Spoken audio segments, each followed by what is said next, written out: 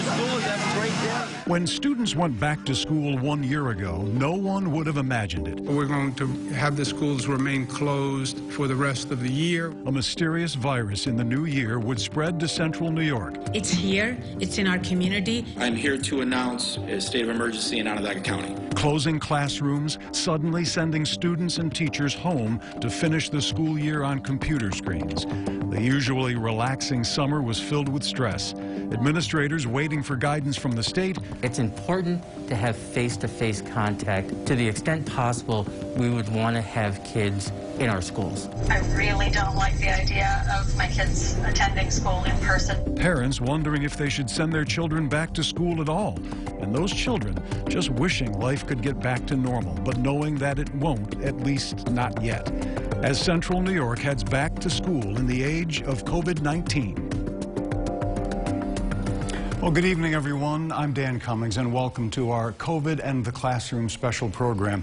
We've assembled a panel of superintendents from across central New York who will guide all of us through every detail of their district's reopening and, universally speaking, the issues that face every district around central New York. Let's welcome Jaime Alicea from the City of Syracuse School District, Dr. Donna Desiato from ESM, Mark Potter from Liverpool, Tom Colabufo from Central Square. We welcome them. We'll be here on News Channel 9 for the next hour with this group of superintendents, and we're grateful for their presence. And then they've agreed to stay with us live streaming for another half hour from 8 to 8:30 on localsyr.com. And the questions won't only come from me. They'll come from Andrew Donovan as well, from you via Andrew. He's been monitoring social media for us, and we'll get to him with our parent questions shortly. So I want to thank you so much for being here, lady and gentlemen. And I know that there are knowns and that there are unknowns. I want to start with one of the knowns, distancing and masks. But will there be mask breaks? In other words, Donna Desiato, under your plan, will there be the opportunity for students to remove those masks throughout the day when they're in school? We actually have our protocols are to wear the masks throughout the day, and then to have planned mask breaks. We actually, in talking with the medical director for the Onondaga County Department of Health this morning, Dr. Gupta, while there aren't research articles on mask breaks, there are practices she believes are in the best interest of everyone. And so we'll be working actually with the other schools in our county to set up some common templates, common frameworks around what we would look at for a mask break. And to give you an example, Dr. Gupta doesn't recommend that all of the children or all the students in the room at one time take off the mask simultaneously. She recommends that the room is arranged so that students in every other seat or every other row are removing the mask for the mask break. And then when they put that mask back on, the other students are removing the mask for their mask break, and so on and so forth. It's based on the fact that she strongly recommends on the science that it is only human nature for someone to be prompted to turn in a direction or to perhaps talk, and the way that the person next to them is protected is by the fact that they have the mask on. So we will definitely be planning on a set of protocols, and yes, there will be mask breaks. All right, we've gotten used to masks, but the kids have got to get used to it in school now. Mark Potter, let's talk about screening. We know that parents are going to be asked to be in the front line for screening their students at home, watching for symptoms before they even come to school. Additionally, what will you do to screen students when they hit the buildings? So probably consistent with most schools, we're obviously looking at utilizing our staff, and our primary person who's at the front line of that will be our school nurse or school nurses. We are looking at each of the students, or carefully examining symptoms that could be on the forefront of kids coming into the buildings. But as you had mentioned, Dan, the opportunity before those kids come into the building is going to rest heavily on parents to be able to determine whether the kids are healthy enough to come to school on a daily basis. Yeah, well, Mr. Colabufo, what happens if parents either ignore the symptoms and send their kids anyway, or miss the symptoms on a given day, and you get an obviously sick child coming to school? What happens then? Well, it's not going to happen at Central Square because we have a monitor on every bus that is going to be getting off the bus stop with the mask, with the PPE, the gloves, We invested in the touchless thermometers, and they are going to scan the child right there. And the reason why that's not the bus driver is we can never leave the students unattended on the bus. So we've already spoken with parents. We've really made them aware that, and it's when I say parents, the majority is elementary because we don't have in-person. Really at the secondary level, except for students that don't have Wi-Fi or whatnot, we're bringing them in. But for the most part, they are going to be scanned before they get on, and the parents are aware that they have to have a contact name, which is the neighbor, if the parents are going to leave with their elementary kid still in the house to go to work. All right, and Jaime, Alicea, we know that teachers already have been tested in many districts throughout the county. Teachers being tested right now, diagnostic testing for COVID-19. Do you think you'll get good participation not only among the teachers, but perhaps students as well when their turn comes to be tested? I think we're going to have a good participation from our staff. We have been working on communicating with the union about the testing that is taking place in different school districts. And we have been scheduled to do testing next Thursday and next Friday. The president of the union and myself will be the first one out there to show our staff that we believe in the testing and that it's important for them also to be tested. Thank you, Jaime, Alicea. Well, I want to turn now to your questions because they matter to us tonight as well. Andrew Donovan is with us, attending to social media and getting some of your questions. Andrew? Dan, in real time, people are emailing us on localsyr.com, back to school at localsyr.com. If you'd like to send us emails throughout the next hour and then 30 minutes longer on localsyr.com. Let's go to a question right now from Melissa Grabowski. She wants to know, is there a plan to test students and staff regularly? Mark Potter in Liverpool, let's go to you. We know that teachers are being tested the next week or so as we speak. We know that students could participate in saliva testing. What's the latest guidance right now from upstate as they do surveillance testing in your district? So as probably people are aware, we've sent some information out to our staff. We're going to follow it up with information going to our students. But on Friday, our students will have the opportunity to participate as high school students at the NBT Stadium facility or site for our 9th through 12th graders. So that's a prior to school opening for our students. The day before that, which would be the 10th of September, our staff, as Jaime had just identified, our staff will be tested for those who voluntarily want to have the diagnostic test done. But once school begins, and we haven't gotten a significant amount of details pertaining to this, but once school begins, we're under the impression that we're going to be doing a saliva pool testing as random samples. The piece we know is we will be doing the random sampling tests. We just don't know for sure some particulars or some details regarding parent permission or consent and what kind of numbers we're going to be doing if we're going to end up with, the governor, I think, had mentioned he'd like to see 10% of our students done at various times throughout the year. Thank you, Mark Potter. Testing and tracing will be the key. That's the virus itself. When we come back for our next segment, we'll begin a discussion with our superintendents about returning to the classroom, combining it with in-home virtual learning, and then the hybrid solution that so many districts have also adopted. Back to the classroom when we come back after this.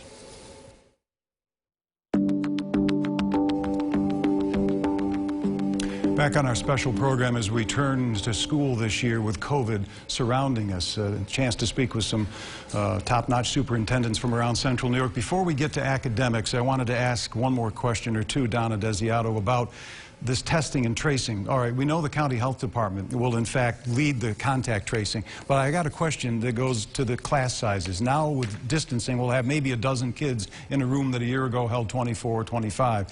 If one of those kids in a room of 12 should test positive, they get symptoms, they get sick, they go home, they're positive, what happens to the other 11 kids who have shared that classroom with that student? Now, if a student tests positive, then the county actually takes on the lead of contacting not only that family, that student, but then the contact tracers will actually follow that student's pattern and contact any family that that student has come in contact with. Those families will be informed that they will also need to quarantine for a certain period of time. So the county actually takes the lead in both the testing and in the contact tracing. and we work in cooperation with them in providing information that they may need. And Tom Colabufor from Central Square, what would be the determining factor that would tell you, or the health department tells you, that you would have to actually close a building or several buildings and send kids home? What's that threshold? Well, again, I will echo what Dr. Desiato said. That is going to be the call of the health department when they come in. No different than a superintendent. It might have even been Mark Potter that I think had said that you have a fire in your building, the ambulance, or the fire company comes, they now take control of that area. So it's a little bit different in Central Square. As I said a little while ago, the bulk of our in-person learning is at the elementary level. We do not have it at the secondary level to an extent, high-need special ed kids, whatnot. But to answer your question, that would be the health department that would come in and make that determination. All right, let's assume the best. We're in the classroom, we're learning there, we're learning remotely perhaps. The city schools, Jaime, Alicea, are going to remote learn entirely, as we know, for the whole first month. Nothing at least till October 5th. High schoolers in Tom's Central Square district will learn remote only, and in the other districts it's a mix. But Mr. Alicea, what do you see as the biggest change coming this fall in remote learning? What did we learn last spring, and what have we learned over the summer that will be different when it comes to remote learning? We have listened to our parents. We have listened to our students. We have done an evaluation of what we put in place from March until June. And what we're going to do more asynchronous instruction for our kids so they can really have hands-on and they can be working with the teachers. And asynchronous, we're also going to have some lessons already recorded by some master teachers so the teachers can use.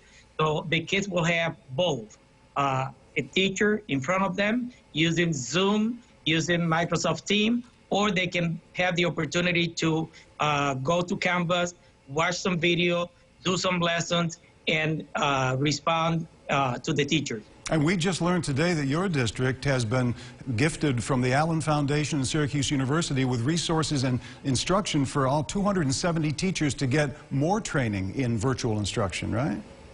Yes, we were given the opportunity to participate in professional development from Blackboard, and it was offered for 100 students in the teachers in the district, and we have more than 270. So SU and the Allen Foundation made this possible for our teachers. So they're learning how to do remote instruction with the kids, how to prepare lessons, how to develop websites, how to include e-learning in their lessons so the kids can be engaged. So we're up to speed, or we're getting up to speed on the virtual learning. But Mark Potter, there's going to be some catch-up that needs to be done, right? Because we lost quite a bit last spring. At whatever grade level you want to address, how much do you think there'll be needed time-wise, days or weeks, to catch kids up before you can get them at the next grade level? Well, I think a lot of the school districts, similar to Liverpool, are really kind of front-loading some of their professional development and some of their planning expectations. We were supposed to open school up on the 10th, which would have been Thursday. We decided to move our two superintendent conference days, the one from November and the one from March, to Thursday and Friday, so our students will begin on Monday. In the anticipation in doing that, along with having virtual on Wednesdays, was to give our staff the opportunity to break up into their professional learning communities, which we would normally do anyways, but to really focus in on what struggles were we facing. And you had mentioned with both Tom and Jaime, you know, the engagement piece for our kids between March, April, May, and June was really part of the most significant lacking piece in really making sure our kids were instructed effectively and whether or not they were learning all of the standards that were required to move on to the next grade level. So we're really focusing in on professional development with our staff on those 4 days, but as we move forward on those Wednesdays as well. All right, thank you, Mark. We're going to move on with some social media right now and turn to Andrew Donovan. We're still hearing from people getting their questions in real time. Dan, this was something you hit on earlier, but parents are still asking and expressing their anxiety about other students being sent to school sick, perhaps with a child care issue. There's pressure to make sure your kid has somewhere to go. So, Dr. Desiato, let me put this question on you. How can you stop parents who may intend to send their child to school sick? What safeguards are there in place to actually trust every parent to do the right thing? Well, one of the protocols that's required by the New York State Department of Health is that parents do observe the signs and symptoms of their children prior to coming to school. We're sending a required slip that the parent must sign and send with their child every day, whether they're being transported by bus or they're being dropped off by their parent. And we'll be expecting that coming in each morning.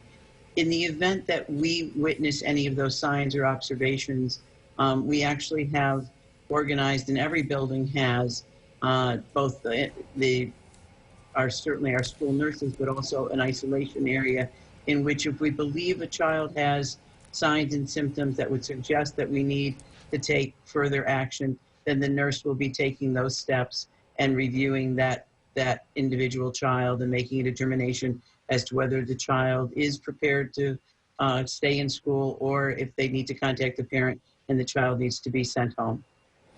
When we come back with our panel of superintendents, just how can these teachers plan to do both in-person learning and remote learning at the same time with different groups of children? It's a challenge, but it's one our schools are up to. We'll be back right after this.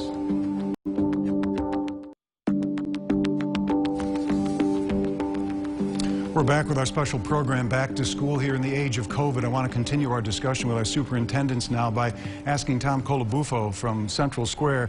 I've got a third grade class, and last year I had all my kids in front of me until, St. Patrick's Day, and they were learning math. Now I'm the same teacher. I've been asked to do it, whether it's your district or somebody else's, partly remote and partly in the classroom, and maybe on different days. How does that one teacher do both? How have they been able to incorporate both remote and in-person learning for perhaps the same group of kids at the same time? Yeah, so I want to, again, thank all of our teachers, all the teachers in the districts for turning on a dime and going to distance learning as quick as they had to. But we learned a lot, and we got 3,000 responses from parents regarding distance learning. And what we realized was that we had teachers had different platforms, and parents had maybe 3 or 4 children, and they had to kind of get to know 4 different platforms to help support their children. And we didn't have a true learning management system at the time. Now we do. So we're using Canvas. We're providing our teachers with the training so they can have both synchronous live instruction and asynchronous instruction. And it's really going to be making sure that our teachers feel comfortable providing that instruction on that platform.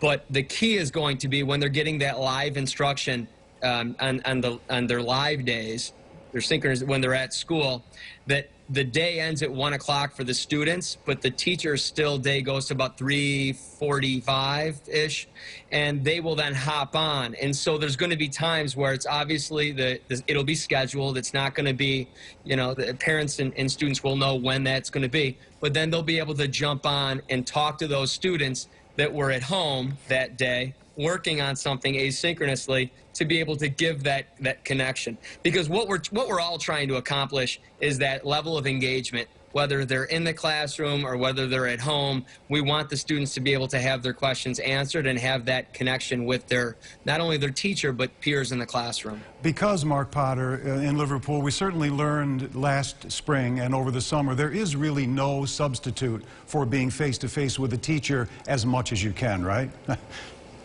Absolutely, and I think that was one of the major decisions or contributors to our decision as to why we were bringing in all of our students that wish to come to school, because some of our parents obviously have selected the fully remote model, but we've split our kids into an A group and a B group, and the intention for us, and we know that there's 180 days of school, and because of the requirements for our state standards, it's going to take us 180 days to get through our content. We thought it was going to be important for us to be teaching live every single day, whether the kids are physically in the classroom or whether the kids are participating remotely from home. So as Tom had pointed out, there's a need within the district to create a mechanism, a system for our teachers and our students to be able to manage this in a way, whether they're in the classroom or whether they're home, that's successful. And obviously engagement.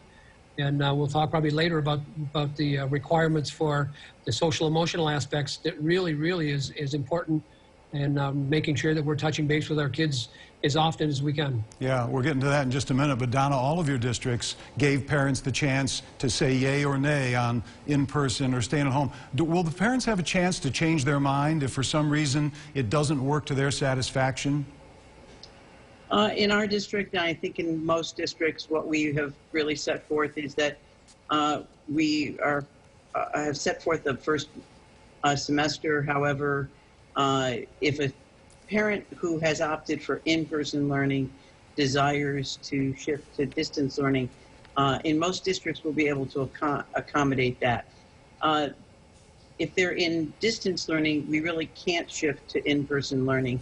What we're doing there is putting on a waiting list, and if a seat were to open, then we would acknowledge that at a marking period. But the reason for that, Dan, is because we're really limited with regard to the space requirements for the number of students that can be within any classroom setting and be socially distanced at the same time.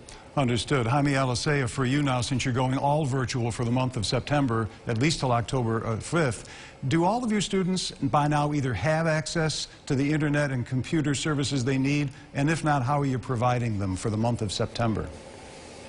We did a survey to all our students that was sent to all the families, and we have received responses for many of them. So we already have the laptops, and we have hotspots for our students that do not have the device or the connectivity at home. We will begin the distribution of those devices tomorrow and next week. So when we are ready for remote instruction on the 14th, all our students will have a device and a hotspot connection for home. That's great. That's encouraging because they certainly need the hardware and the software to get the job done. Let's turn again to Andrew Donovan now, who's been monitoring your questions on social media. Andrew. Dan, I want to refer this question to Dr. Desiato because I know that ESM has some very good BOCES type classes right in their high school. Eric wants to know, what are the plans for hands-on BOCES type classes? I know all the superintendents can speak to this, but Dr. Desiato, having such a good program at ESM, how can kids who are expected to learn with their hands be able to do that in the era of virus and germs? Sure. These are our career and technical education programs. They actually are all New York State Education Department approved. So they're programs such as our media and broadcasting programs and our culinary arts or our automotive technology, our cosmetology programs, our business programs. Those programs, our drone classrooms, those classrooms actually do have a high degree of hands-on. We are in a hybrid model, so we know for sure that our students will be in at least 2 days every week. Our Wednesdays are going to begin with virtual for the entire building, as Mark Potter indicated as well. But eventually we're going to shift to a 3-day, 2-day. That's what we're hoping to do, so we'd have the students in. In those highly individualized career and technical education programs, we are also giving permission for our high school to explore, could we bring in the students in the, what Mark referred to, the A group and the B group. If there's room on those dates, we could. I mean, mainly because the classroom design for those programs really requires that they have more of an engagement in the actual application of learning. What we're learning, we apply to solving a problem. So therefore, they'll be looking at that. Right now, the schedule will roll with the A days on Monday, Tuesday, the B days on Thursday, Friday. But eventually what they'll do is analyze, is there an opportunity for A and B to work together in those highly hands-on, mind-on kinds of classrooms for career and technical education programs. And I'd like to follow up with Superintendent Alicea. Superintendent, you're going only remote for the first month, but so many of your school buildings have really well-regarded P-Tech classes, as they're called, Pathway to Technology. So what do you do in some of those buildings where really it's a hands-on curriculum, but these kids are at home on their computers? We're going to be doing something similar to what Dr. Desiato just talked about.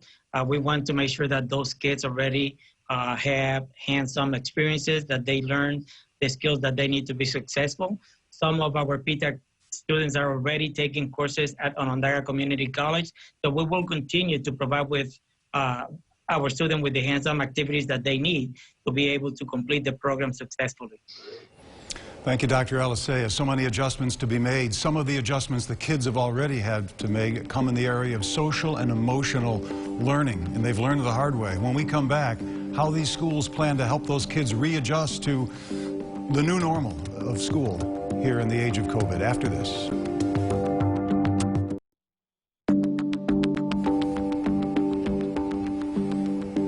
Welcome back. Keeping everybody healthy as we return to school is job one. Getting some learning done, of course, is job two in the age of COVID. But I don't think anything is more important than making sure the emotional well-being of our students, pre-K through 12, is where it should be, because it isn't now, by and large. I want to ask each of you, and we'll start with Tom Colabufo, to address what you've learned so far about where your kids are at and what you've got planned in your district to address these emotional and social needs of the returning kids. Tom?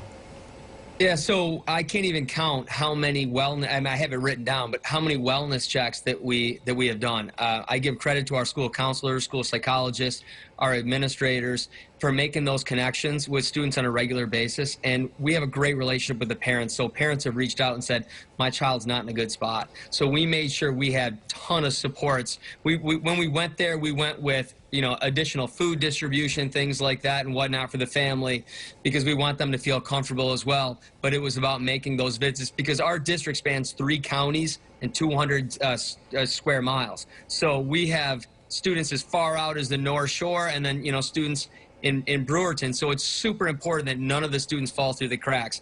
I know this time it's one of the ways that we're actually going to be taking attendance when we're distance learning. It's going to be a social emotional question for the students, and it's going to be basically at the elementary level, it's going to be faces, you know, smiley face or confused or scared, and we're looking at that all the time.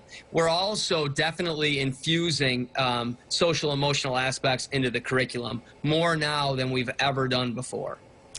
Donna, what's the plan at ESM? What have you seen? What are you going to do to help the kids?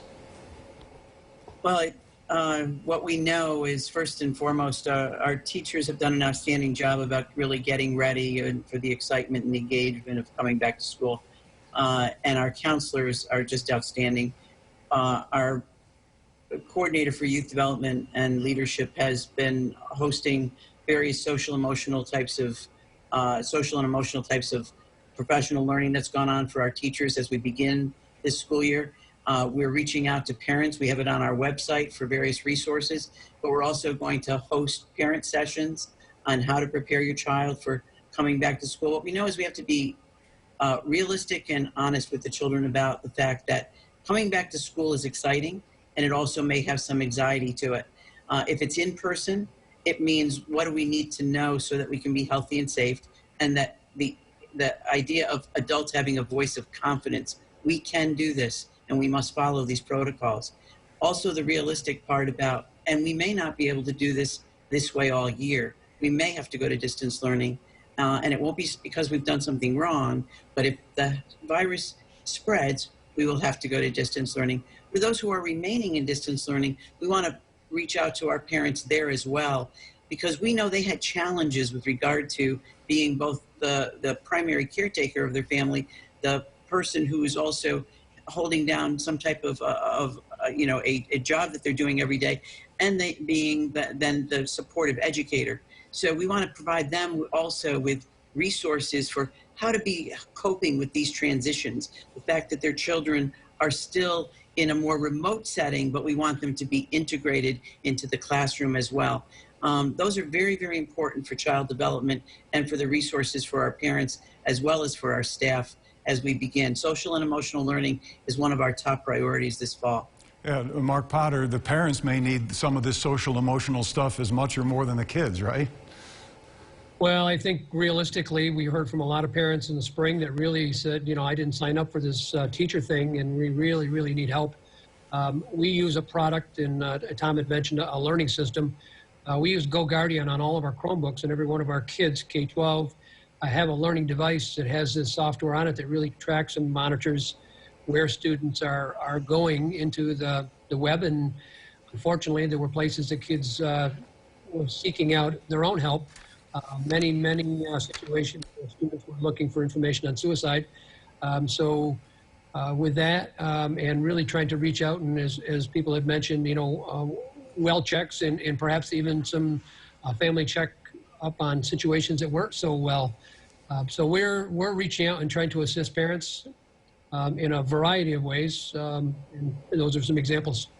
Jaime, Alicea, in the city of Syracuse, there are neighborhoods where pre-pandemic social and emotional components were primary anyway, and now this on top of it. What's the Syracuse City School District got planned?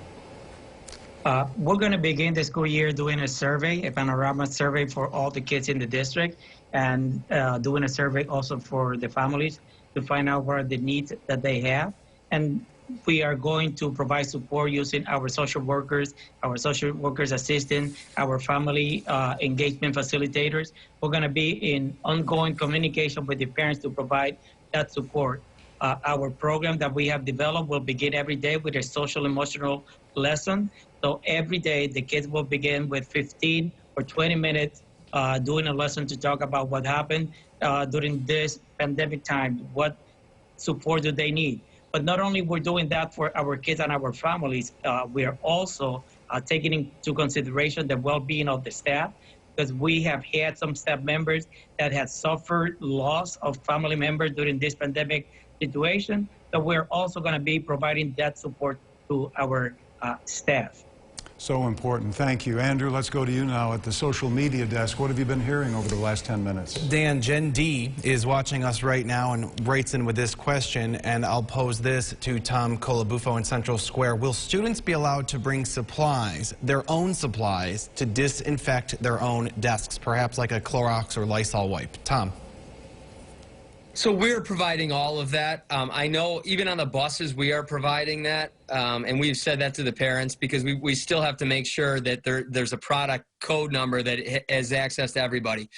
As I said, the bulk of our in-person learning is going to be at the elementary level, and we would rather have know what all those chemicals are for the, if any other parent were to say, hey, somebody sitting in my child's classroom got something on her and we don't know what that was. So I can tell you this, we've heavily invested in all of the cleaning and chemical supplies that are allowed to be in school. So if a teacher were to say, hey, we're going to give this to our kids, I'd like to have a conversation with that parent. If they're watching this, I gave my work cell phone out to every one of the parents in my district. They can see it on the website, and I could have a conversation with her just to see what she's specifically stressed out about, because we may have something very similar to that we will actually have there for the kids. She doesn't have to pay her money to do that. All right, thank you, Tom. I want to remind you, perhaps something that's obvious to you already. Your school district's plan has already been posted and is right up to the minute on our website, localsyr.com. We got a map. You just click on your school district. But much of what we're talking about tonight with these four superintendents are universal issues that face everybody going back to the school during this pandemic. When we come back, what might happen with behavior modification? What will need to happen in the hallways, in the cafeteria, and when the classes change? Similar issues when we go back to school as COVID joins us in the fall of 2020.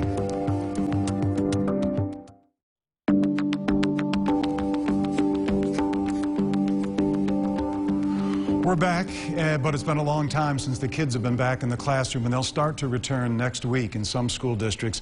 Syracuse City School Superintendent Jaime Alicea is among the four superintendents with us tonight.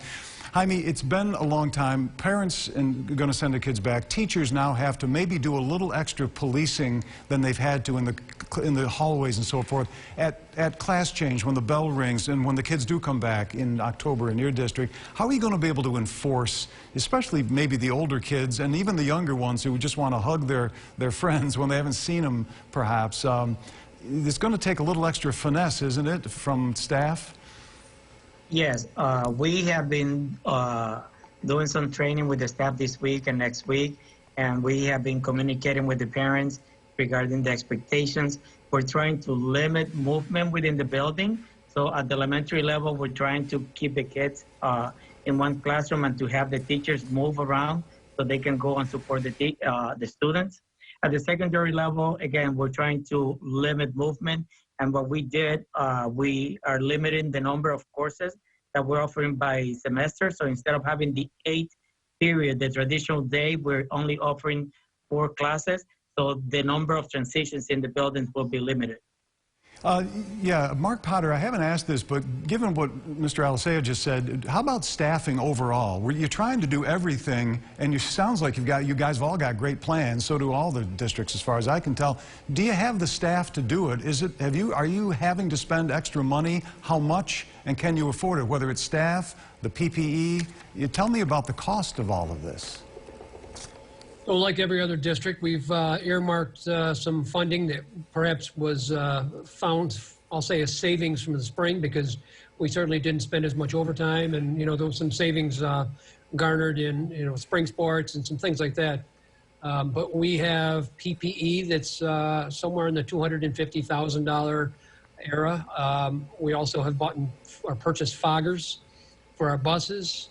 The MERV 13 filters is totaling just about $60,000. So in totality, with everything we've bought and things we're planning on buying, with barriers and masks and gloves and gowns and visors and that kind of stuff, we're approaching $500,000 in purchasing at this point already. And it was suggested that we seek to try to cover the first 12 weeks of school. So that's really the unplanned purchasing. We do have some folks who are out on leaves of absence for various reasons. And because of that, we also will be bringing in some substitute teachers. We could talk for another hour about the money. I don't really want to go there. It could get too depressing with not much money around in revenue. Andrew, I want to turn to you now, if I can. Andrew Donovan at the social media desk, because you've been taking a question that directly affects recess, right? Dan, this emailer has a daughter headed into first grade. He didn't name the district, but is happy with most of that district's plan, except the idea that masks and social distancing are not required on the playground. I'll pose this question to Mark Potter. Doesn't that interaction time without masks, without distancing, defeat the whole purpose? Well, I would say yes, if that's the answer to the question, because I think the suggestion was that they would not have to socially distance and take their masks off.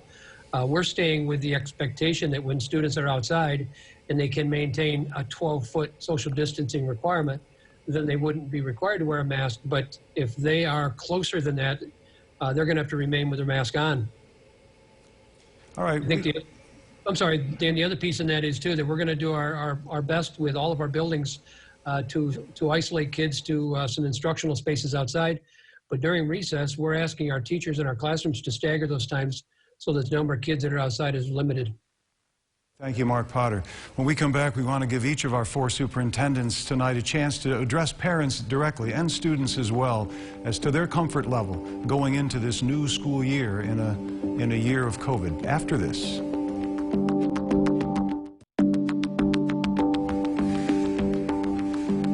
A lot of uncertainty as we head back to school, but our superintendents tonight have given us great cause for comfort and for assurance going forward with some of the way they've addressed it in their districts, and by extension, many other superintendents the same. I'd like to ask each of my guests tonight to take a minute and a half, each of you, to give a message directly to parents, not only in your district perhaps, specifically in your district, but also to the general audience of moms and dads and maybe even some of the high schoolers. Start with Donna Desiato. What would you have to say here on the cusp of a new school year in a very uncertain time? Donna?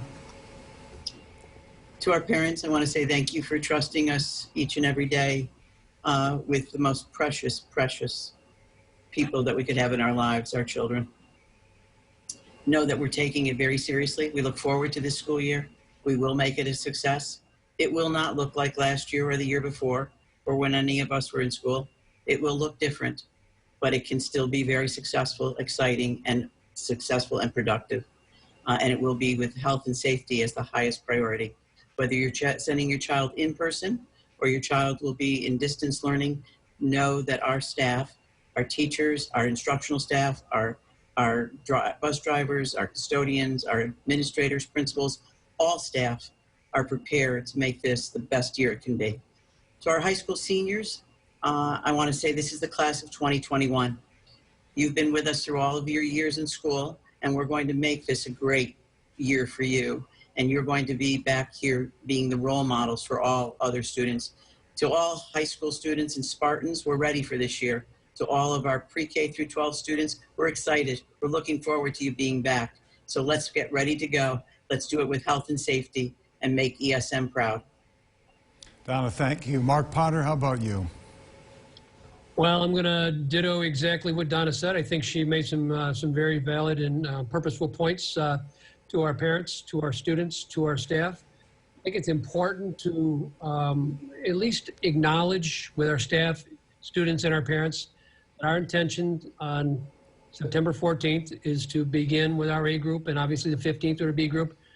But it's important to understand that this is what we refer to as a soft opening.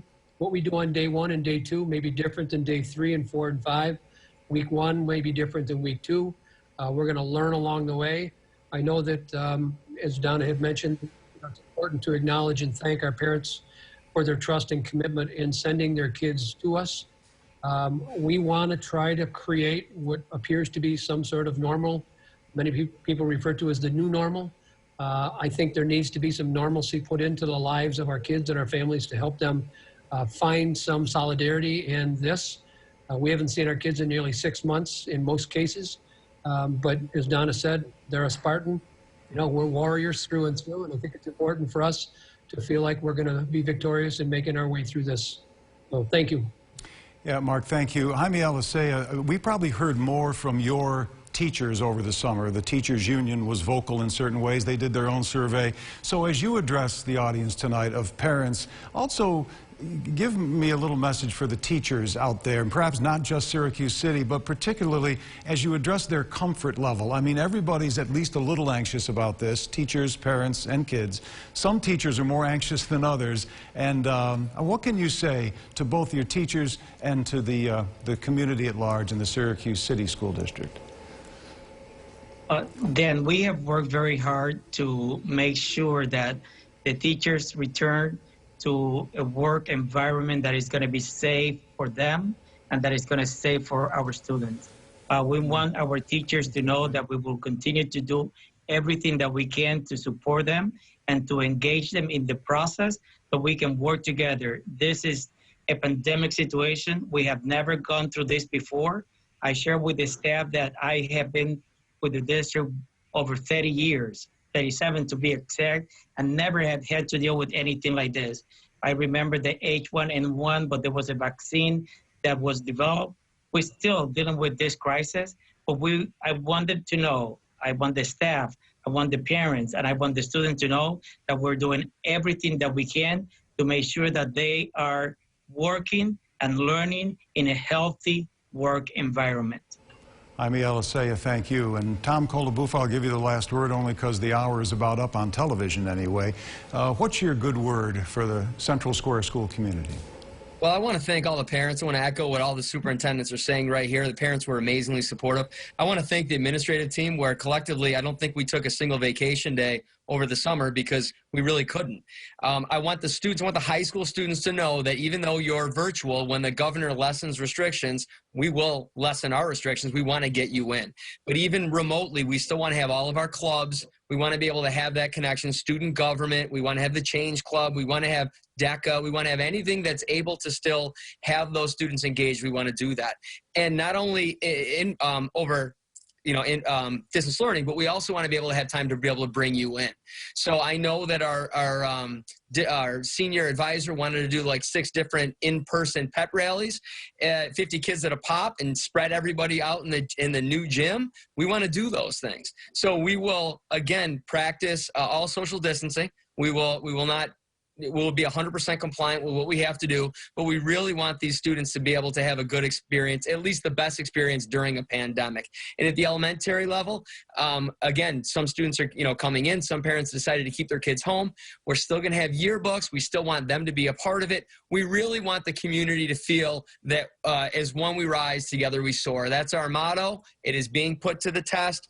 The parents all have my cell phone number. I don't care when they call me. I'll take those phone calls because their questions vary. I just want to know that their voices are heard. And a lot of the times things that parents come up with, we do a good job thinking a lot of things, but sometimes the parents come up with things we haven't thought of and we're able to implement those things. So keep the phone calls coming because we are listening. All right, we're listening too. For our audience that will now stay on News Channel 9, that's great, but we're going to continue this conversation on localsyr.com. Our superintendents will stay with us, and I want to thank them for doing that. We're going to talk about athletics and fine arts and music. If you're watching on News Channel 9, we appreciate that. We invite you to stay and listen on localsyr.com. Certainly go to our Back to School page and check out every school district's plan statewide. Thank you to the superintendents. Thank you, and have a great year at school.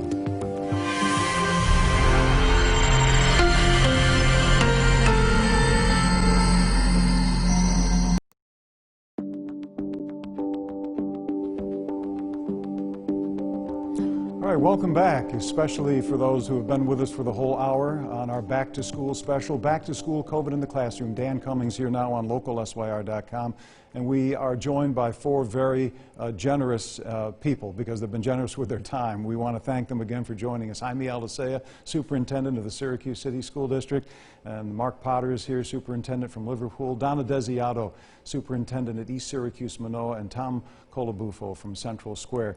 A lot of the things we didn't have a chance to talk about, lady and gentlemen, in the last hour on television, I'd like to ask about now. And one of them is simply, I guess, Donna, I'll ask you about the comfort level. When we finished the television program with Jaime, I asked him to talk about the teacher's comfort level. You've been in close touch with your faculty and staff all summer. Give me a sense of where they're feeling it right now as we head back to the classroom. Well, we certainly, I know that throughout the summer, we had various communications and people's anxiety was high because of the fact that there's so much unknown about COVID-19.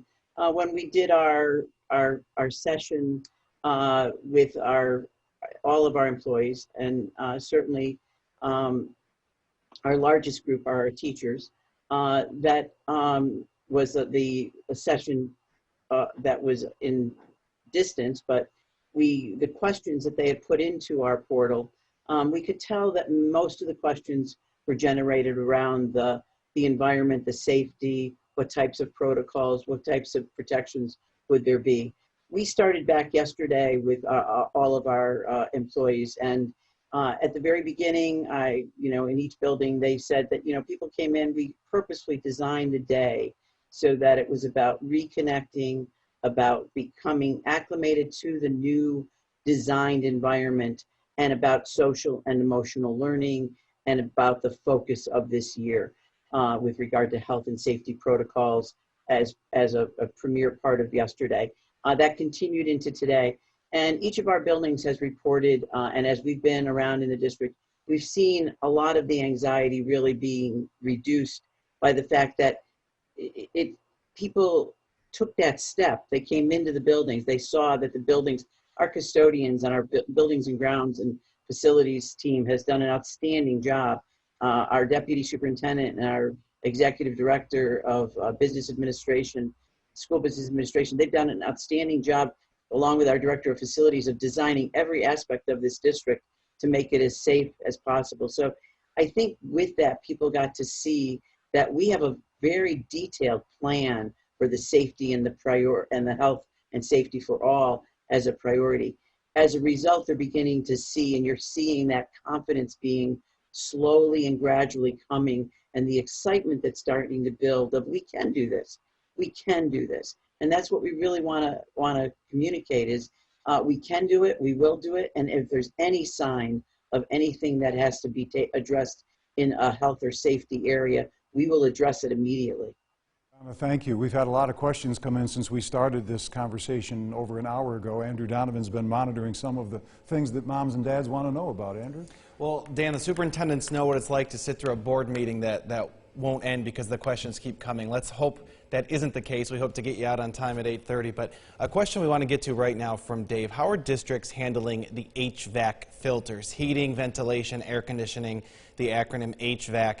What are the rules from New York State, and what can the buildings afford to do? It's not cheap to do. Mark Potter, you've mentioned this earlier. Let's go to you with what's Liverpool doing to upgrade filters? What are the requirements? So all of our buildings have a combination of air handling units, either the basement or the roof, along with unit ventilators. In each of those systems, regardless of whether it's a roof or basement air handling unit or a univent, they all have a filtering system, and each of those filtering systems has some capacity. Now we run MERV 9 filters on all of our air handling units district-wide. One of the things that we had indicated to our folks, both in the community and our staff, is that we would upgrade those to MERV 13s. One of the difficulties is that the MERV 13 filters have been a little bit of a challenge to try to secure for the district. They're on order. We're being told that they will be in hopefully next week. It takes about a day to swap those filters out district-wide, but that's what our commitment is, and we plan on making sure that promise is fulfilled. I promised a little discussion about sports and arts and music. So let me start with Tom Colabufo from Central Square. We know that sports has a plan, and we're going to hear more tomorrow, I guess, when NISFA, the New York State Public High School Athletic Association, comes out with more detailed guidance. But we're going to do some low and moderate risk sports by mid-September, and by late November now, maybe get into winter sports. But Tom, how are you taking it there at Central Square? How is your athletic staff, your coaching staff, the physical education staff preparing for a very unusual and likely a year that's still full of changes when it comes to sports, first of all? Well, I think like the pattern that you're hearing, it started with a survey, and we put a survey out just recently, and yesterday, I've already gotten over 450 responses from parents because we needed to know about busing.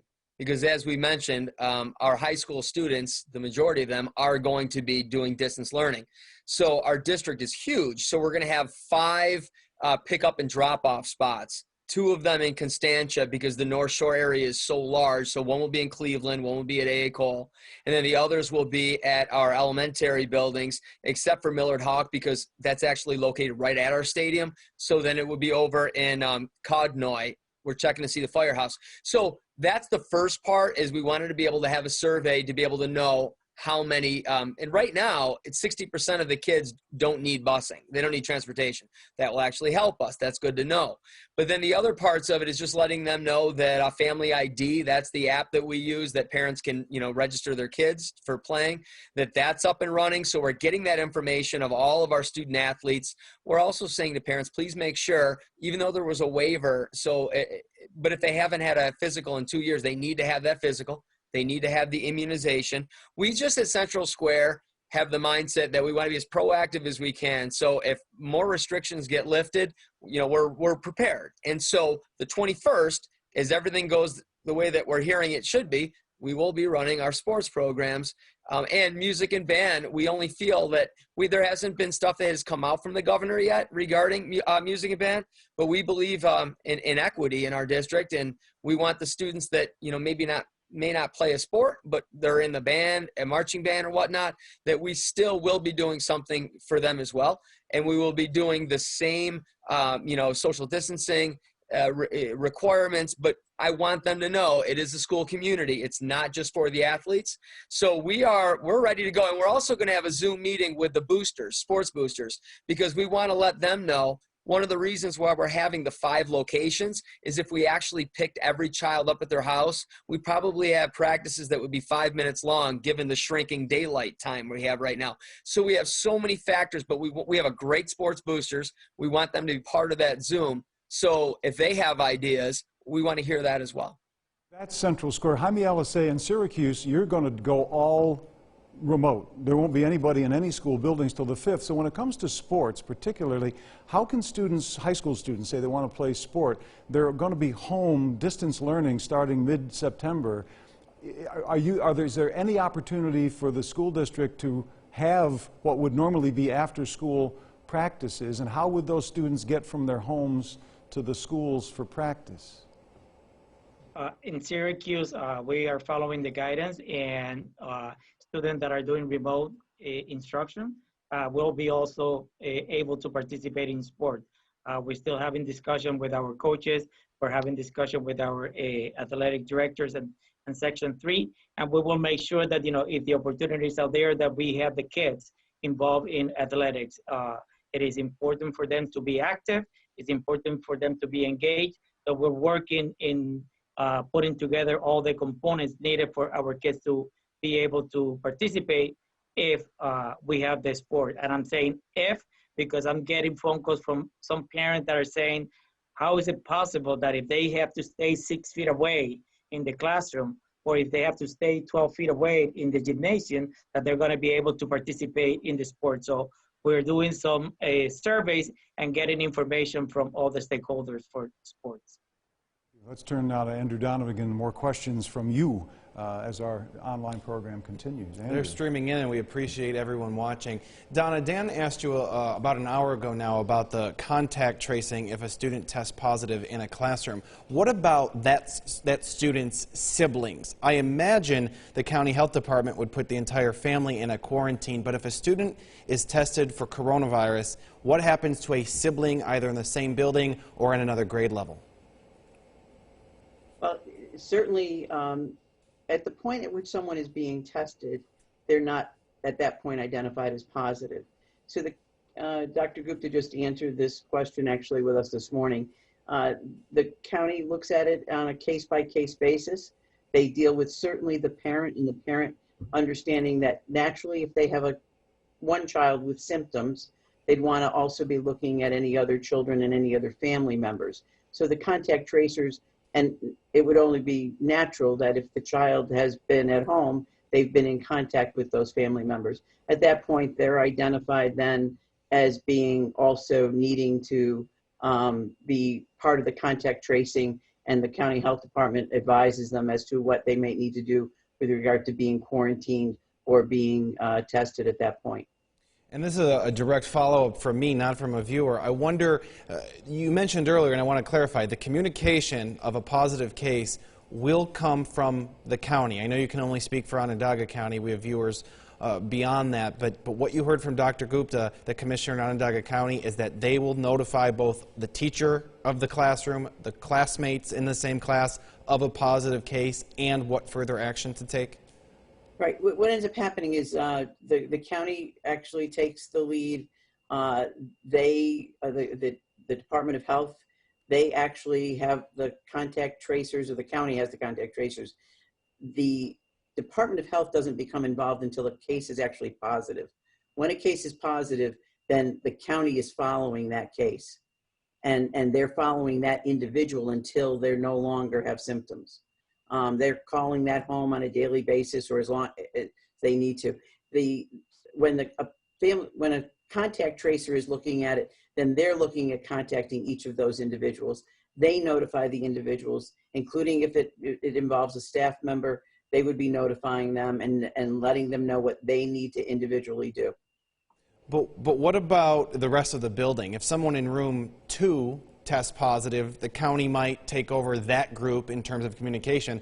Say that's second grade. What about in 5th grade then? The hallway, the classroom down the hallway. Are you as the superintendent saying we had a case in this building positive, here's what we're going to do? Or will the county contact everyone in the building?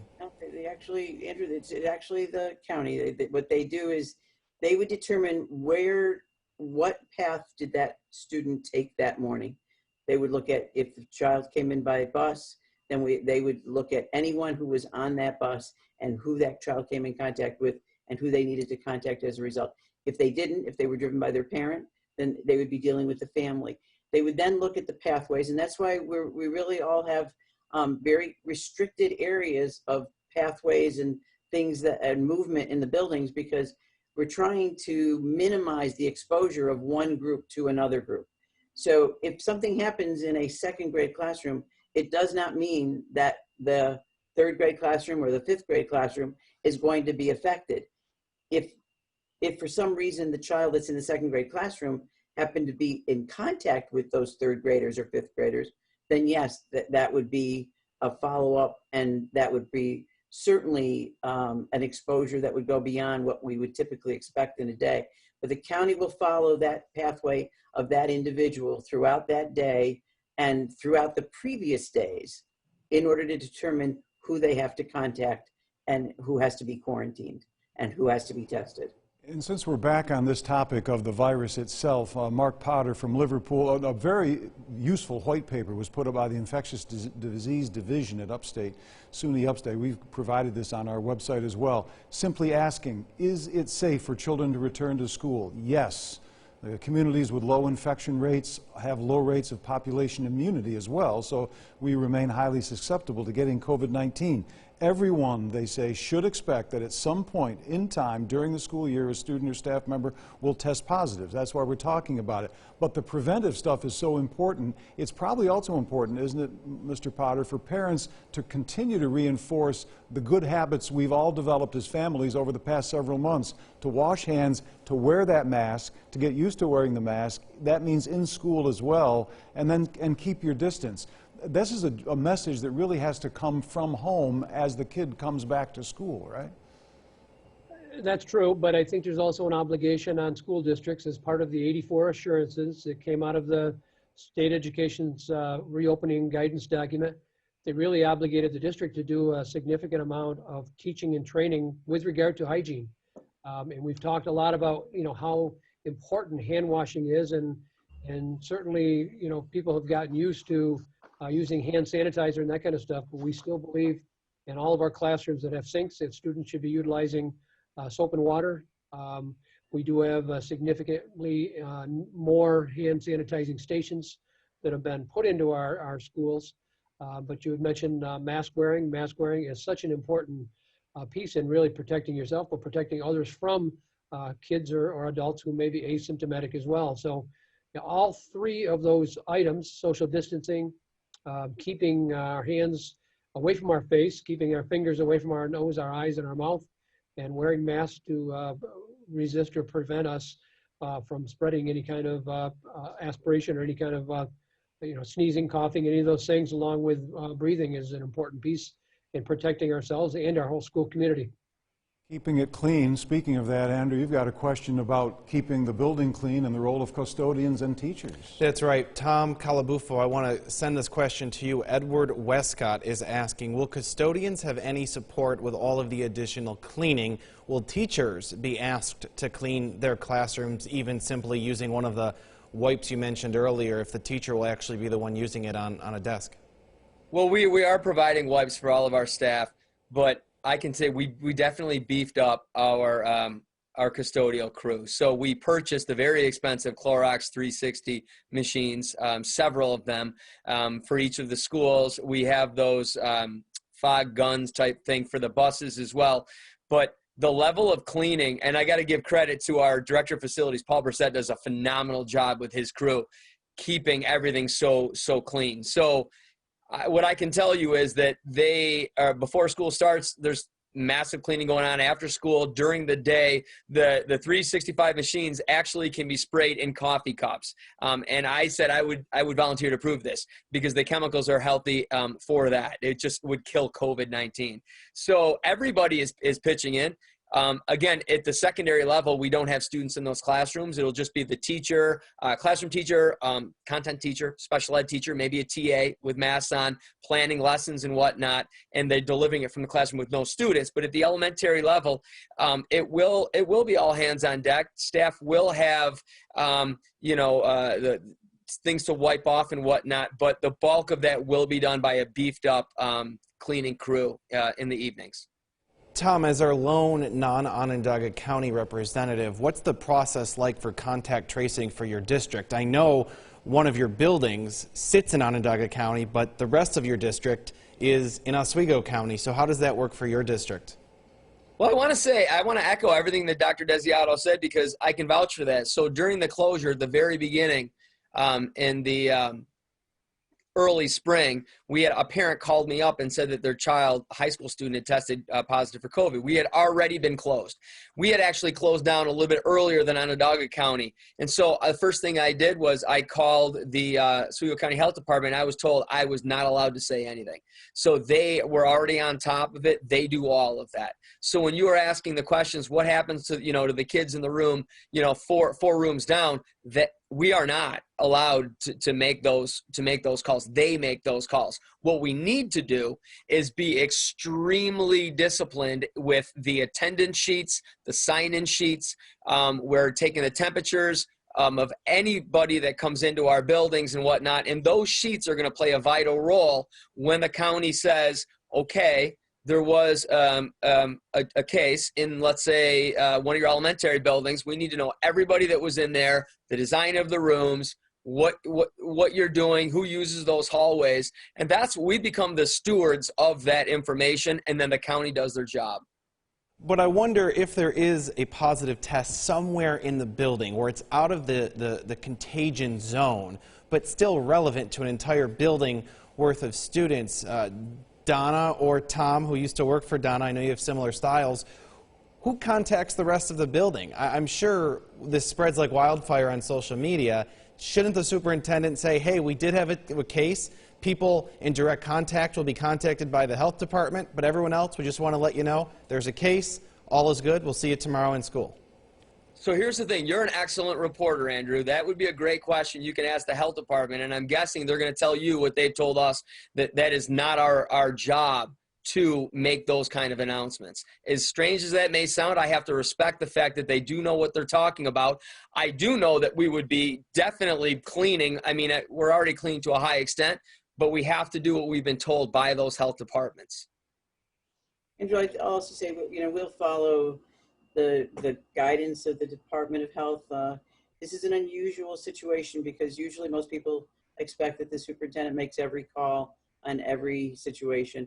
But we do really have to work hand in hand with the Department of Health. There are privacy matters here. There are guidelines that we have to work with them hand in hand. We also recognize that parents look for information from us.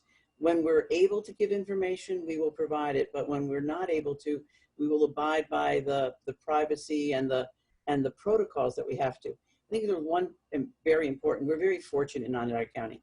Our county executive, Ryan McMahon, his staff, people such as Ann Rooney, they've done a great job of stepping up and creating a partnership with all of our school districts. Dr. Gupta from the Department of Health, she has given an amazing amount of time.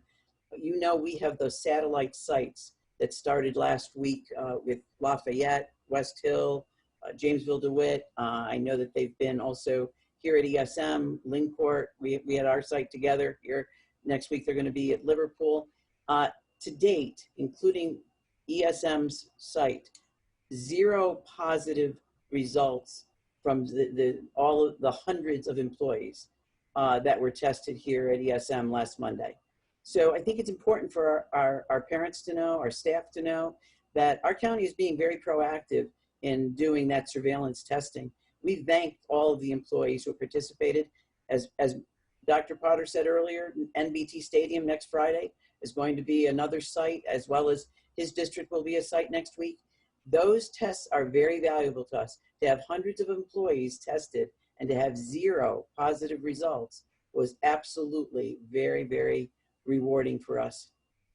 Going forward, though, Jaime, Alicea, the communication is going to be probably more critical than ever. And over the course of the summer, all of you, and every superintendent around Central New York has communicated directly with their school community, online, emails, you got it.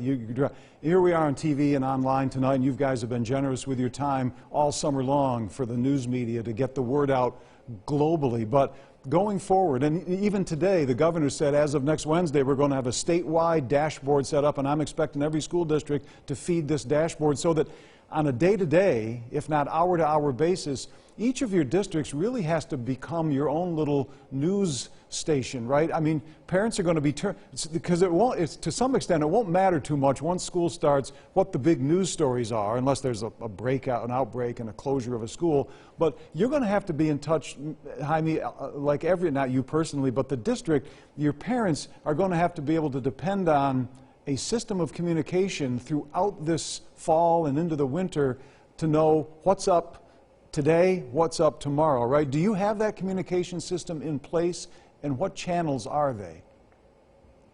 We have been using Zoom, and we have been doing co-video chats with our families, with our staff on a regular basis.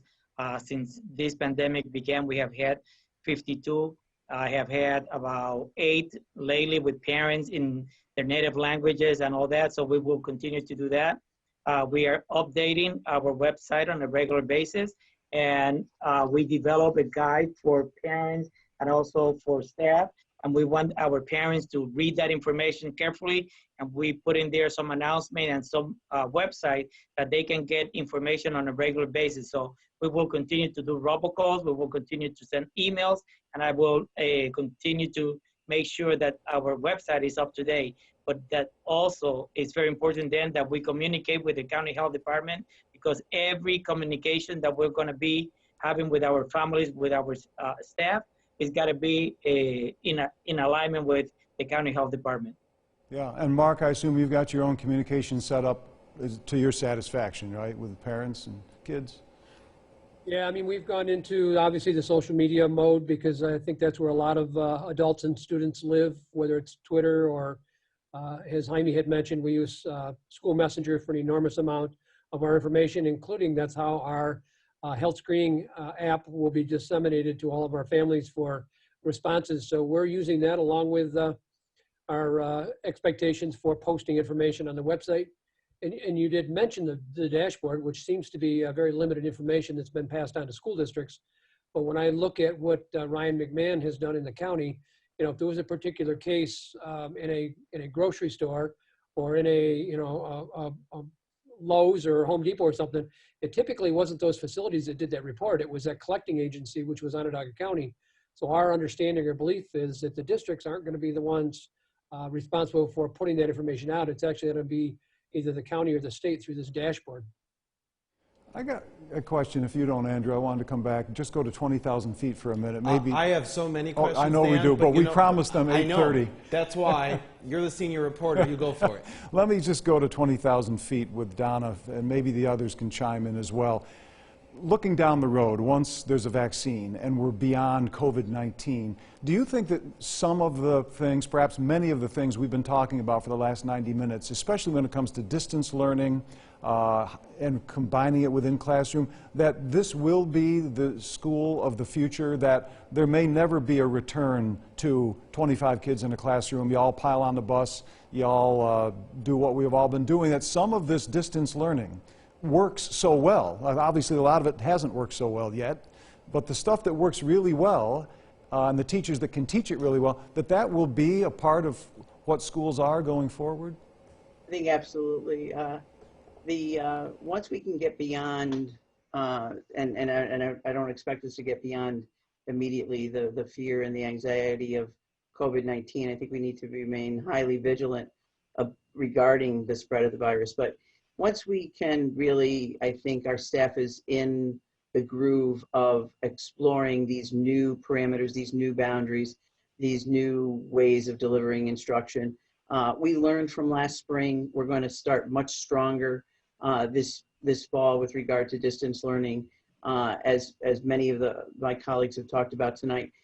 We're going to actually have multiple ways of reaching students in ways that we've never really been able to get to before. I know that you've heard me say, Dan, in other types of conversations that we've had, education for all too long has been frozen in time, I would say in the mid-50s to 60s, and maybe a little bit beyond that, but very much in a factory model kind of operation. Our teachers aren't in that mode, but they've been in some ways because of the structure of school and the annual testing and things like that. You know, we didn't test last year. Did you see the school fall apart? Did anyone all of a sudden fall off the planet? No, we did fine. And we will do fine if we're able to explore more fully what student learning is really all about. You heard the key tonight. It's about relationships and engagement. And when we can have great relationships with our students and families, and students are truly engaged in their mind and their heart and their focus being on learning, absolutely, you'll see them blossom. So I think we'll learn a lot. I don't think we'll ever go back to the way we were. I think we'll have all kinds of new dimensions and new ways of learning. And from this, we will grow. And if I could jump in, I would say, you know, because I want the Central Square parents looking at this to know that their superintendent fully understands that it's a supplement, not a substitute. So nothing will ever replace that feeling of that classroom teacher and the social emotional piece and all of the pieces that go into it besides just the instruction that could not fully be replicated through distance learning. So I think that that's really important because parents have mentioned that you know, we have to abide by all of the things for safety reasons, but when we're able to have the kids back.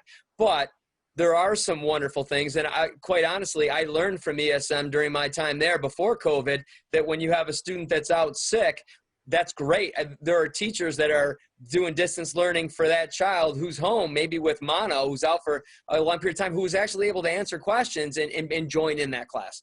So we started to implement things like that at Central Square as well, because you have students, it's not their fault that they can't be in there. So I think what this is doing is it's allowing us to look at platforms like Canvas and things like that, but definitely not work as a substitute to the bread and butter of what, you know, good teaching is. Yeah, agreed. But it is ironic, Donna, you mentioned, I can't remember the number of times you and I have been at those manufacturing career days, and Bob Leslie has come, Jaime from the Syracuse City School District, to talk about CTE and P-TECH and how the model that has to change. And before this pandemic hit, wasn't the Board of Regents, didn't they have a special committee set up to look at all of the high school graduation requirements? And they're thinking of changing the whole thing anyway, maybe looking at a whole different model. And we know we didn't do the testing this year, at least we didn't do it in the spring, but you know, the planet didn't stop turning. So I'd certainly like to look forward and beyond the pandemic, and I know you all want to too. And you probably want to go home, but Andrew's got another one final word here. Well, I have a question, then I have a comment, and then I'll let you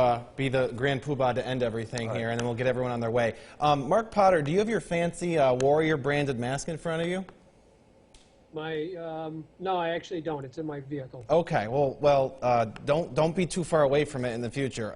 But I do want to ask. That's a nice mask. What types of masks will be allowed in school? We heard from a parent who bought one of those gator type things that can come down around your neck, up around your mouth. I know Baldwinsville actually asks students to not bring those. Will you have any kind of requirements at what students can bring into the classroom? You know, this question has come up a few times, and I think it's a genuine question asking about mask quality. But there are also some folks who have been on a little bit of a quest, really, I think, to some degree, testing the district and determining whether or not masks themselves will play any kind of a part in affecting the school climate and things like that. So we've obviously are trying to use masks in the mask wearing expectations and, you know, the whole hygiene piece in this as a learning experience. And it isn't about folks trying to do something to one another. It's trying to respect and understand the personal space and the health and the safety of one another. So we are really on a expectation that students are going to come in. Some are going to do all the right things. There may be some folks who maybe don't do exactly the right things, and we're going to do our due diligence to make sure that we're working with those students and those families. And obviously, if things don't work out, we'll have to take it a little bit of a different direction with our code of conduct. I have two messages before we wrap up. First, to our viewers emailing us questions. Still, the good news is, even though we're out of time here, News Channel 9 continues on with many days ahead, so we'll work to get answers to all of your questions. Now to the superintendents, I just want to comment personally. It's very easy to say yes to a news report or a news interview, Tom Calabufo about snow days, or Donna Desiato about your great BOCES-style technical education. Mark Potter and Superintendent Alicea, we've done a lot of fun stories together, but it's another type of commitment to say yes to an interview with so many unknowns and so many fluid guidance pieces changing every day. This is where your communication matters most to your school districts, and I really appreciate every time you say yes to News Channel 9, especially being here tonight. So thank you to all four of you, and I'll send it to Dan. Amen and hallelujah to that, Andrew. Thank you. I add my gratitude to what you just said for these four superintendents, really, and for all of the superintendents and staff and administrators and teachers and moms and dads who've done so much. And if the four of you don't mind, maybe later this fall when things get cranking and maybe we'll do this again some weekday evening. I hope you'll come back, will you? Give me a thumbs up. Thing is, they've all been in the office tonight. I think they're still all in their offices. We're in our office, and they've probably got work to do till midnight. So we'll let them go with our gratitude for the time, both on air and here online tonight. Donna Desiato from East Syracuse, Manoa, Mark Potter from Liverpool, Jaime Alicea from the Syracuse City School District, and Tom Calabufo from Central Square. Thank you, one and all. Keep up the great work. It's going to be a good year, I know it. Get some sleep, and we'll invite our online viewers to do the same, and we'll see you soon on News Channel 9. I'll see you for the morning news at 4:30 tomorrow. Good night, everybody. Good night. Take care.